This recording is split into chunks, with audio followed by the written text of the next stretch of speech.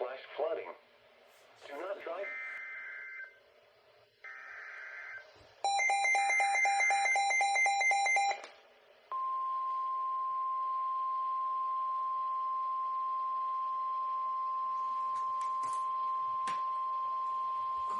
Special marine warning. The National Weather Service in Jacksonville has issued a special marine warning for coastal waters from Saint Augustine to Flagler Beach, Florida, out 20 nautical miles until 7:15 p.m. Eastern Daylight Time.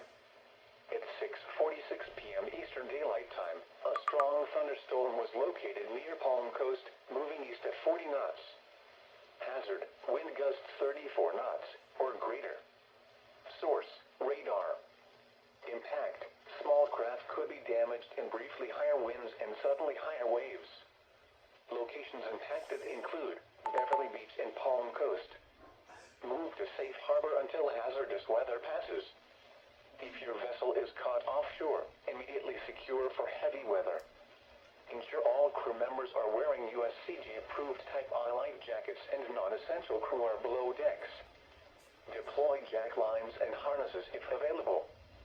Check life-saving equipment, including batteries on handheld radios, for readiness.